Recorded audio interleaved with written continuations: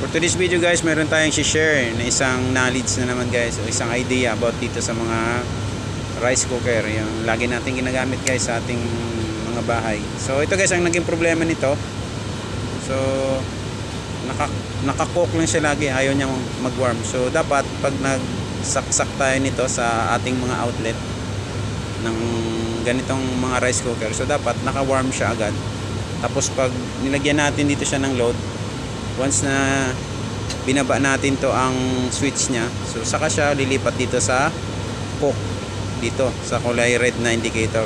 So ipakita natin guys sa inyo kung ano yung naging problema nito, yung actual nya na performance. So ito pala, ito yung plug nya, pag-plugin natin dito, yan, naka-ready na yung outlet natin. So ayan guys, pupunahin nyo, tingnan nyo, andyan agad siya pumunta sa cook. So dapat dito yan siya, kahit anong pindot mo ayaw. So ayan, yan ang naging problema, sorry. Yan ang naging problema niya guys. So yun gagawin natin ngayon guys. Sundan nyo lang guys yung video natin. So i-plug out ko muna para safety tayo. Mamaya mag-ground tayo, mahirap na. So ayan guys. So ipapataob lang natin. Mahirap dahil tayo lang mag-isa. So ayan guys. Base sa aking experience guys, sa mga ganitong rice cooker na 700 watts, ang madalas naging problema nito ay sa kanyang thermostat switch na tinatawag. So ayan guys, yung laman loob niya. Ayan.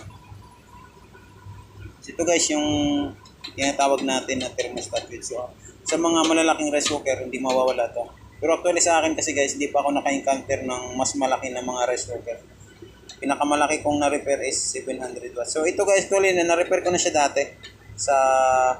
Na-feature ko siya sa aking YouTube channel. Kaya pupunahin nyo, wala nang bolt dito. Ayan. Wala na siyang bolt. So ang naging problema naman nito dati, sinusunog niya yung kanin. So ayan. Kaya tinanggal natin dito yung kanyang bolt na dito. So ito guys, kunting tip lang. Pag may ganito mga connection, o ito, yung dalawang connection na to, dalawang bolt. So, yun yung sa thermostat switch niya. Sorry. So, ayan. Papakita ko sa inyo kung bakit ayaw na lumano. Wala si sir.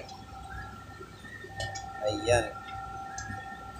Dito. So, ayan guys, nakabaser tayo sa ating tester. So, ayan guys, pag tinutukan natin yan siya, so may palo siya. So, ibig sabihin, nagkakaroon siya ng shorted. So, ayan. So, ang gagawin natin yan guys, adjustin lang natin yan siya hanggang mawala yung kanyang buzzer. So, pihit tayo guys pa kanan. Tapos, Nakakuha ka ng ano? oh. Ayan. So, wala pa rin. Pihit pa rin tayo. Ayan, pumunta si sir, yung leadman namin. Wala pa rin. Higit pa. Hanggang mawala lang siya guys. Hanggang mawala yung kanyang buzzer.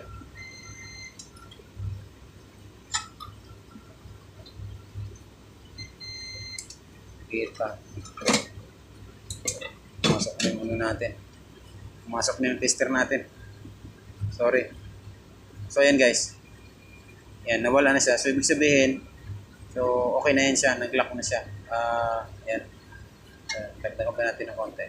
So, yan.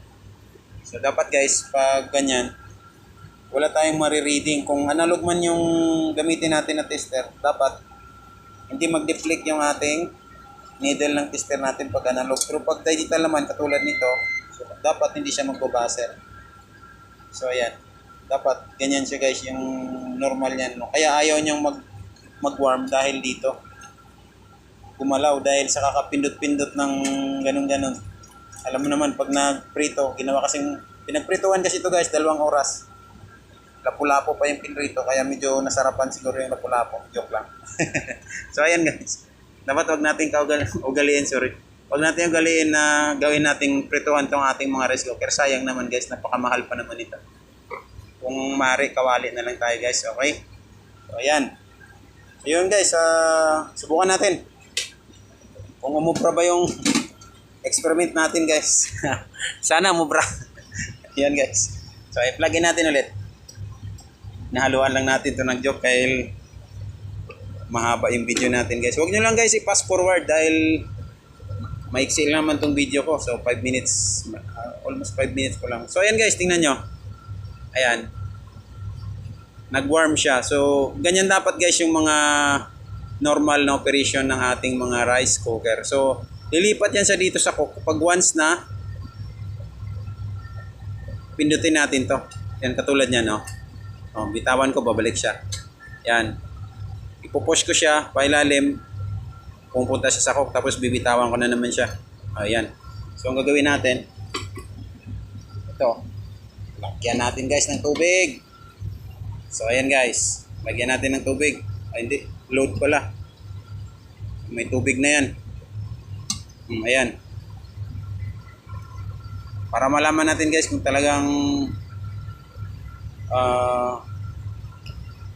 pulido yung gawa natin. Nakakahiya naman na mag-share tayo na hindi pulido yung ginagawa natin.